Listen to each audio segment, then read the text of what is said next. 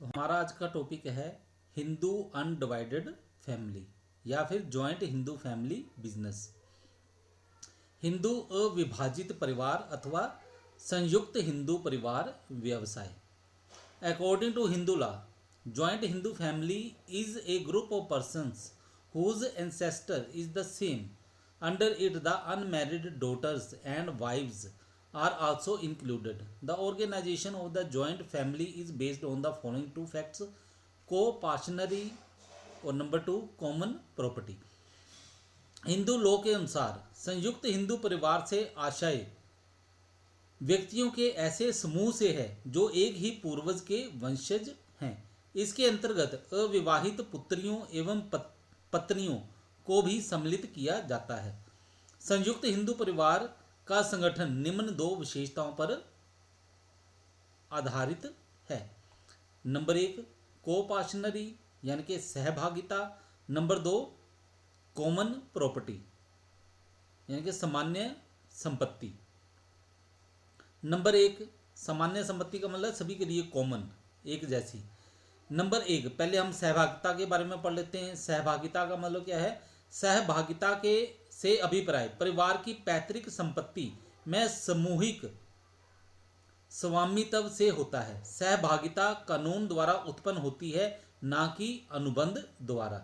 इसके अंतर्गत एक व्यक्ति को परिवार में जन्म लेते ही पारिवारिक संपत्ति में अधिकार मिल जाता है। इसे सहभागी कहते हैं। यह सदस्य परिवार की संपत्ति के विभाजन की मांग भी कर सकता है। तो कोपाशनरी का मतलब क्या है कि इसमें किसी प्रकार का अनुबंध नहीं होता है। व्यक्ति वहां पे जन्म लेने से ही वहां का जो बिजनेस का मालिक बन जाता है। बिजनेस में क्या करता है? वो हिस्सेदार बन जाता है। वो अपना हिस्सा प्राप्त करने का अधिकार भी प्राप्त कर लेता है।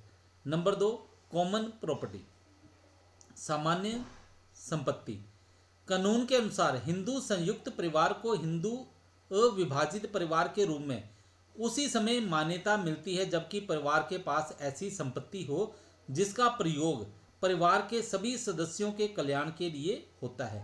सामान्य संपत्तियों में निम्न संपत्तियों को सम्मिलित किया जाता है: पैतृक संपत्ति, पैतृक संपत्ति की सहायता से निर्मित संपत्ति, व्यक्तिगत संपत्ति जिसे परिवार की संपत्ति मान लिया जाता है। तो इसके नेक्स्ट है हमारे पास schools of Hindu law, Hindu विधान के संप्रदाय। तो इसमें पहला संप्रदाय है हमारे पास मिताक्षरा। तो मिताक्षरा में क्या है? The community is popular in the country except Assam, Bengal and some parts of Orissa. ये संप्रदाय असम, बंगाल तथा उड़ीसा के कुछ भागों को छोड़कर समस्त भारत में प्रचलित हैं। ठीक है, यहाँ पे मैं बोल रहा हूँ यहाँ पे उड़ीसा, तो अब आपको पता है इसका नया नाम जो है वो ओडिशा है। ठीक है, तो जब भी आपने इसका उच्चारण करना है तो ओडिशा बोलना है। मैंने तो यहाँ पे उड़ीसा लिखा हुआ है, आपने इसको ओडिशा लिख देना है। ठीक है,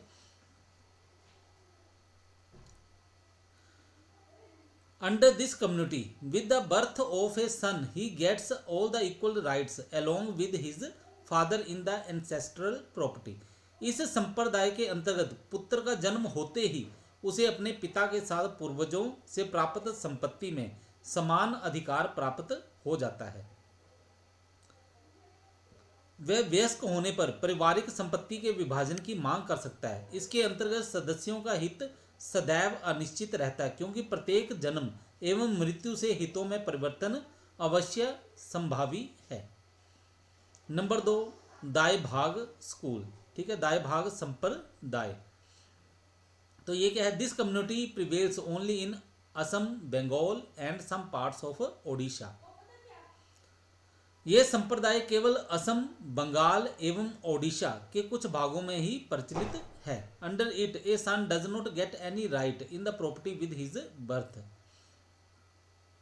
इसके अंतर्गत पुत्र के अपने जन्म के साथ किसी भी प्रकार की संपत्ति में कोई अधिकार प्राप्त नहीं होता। A son gets a right in the property only after the death of his father. पैतृक संपत्ति पिता के जीवन काल में उसी के पूर्ण स्वामित्व में रहती है। पुत्र को संपत्ति में अधिकार पिता की मृत्यु के पश्चात ही प्राप्त होता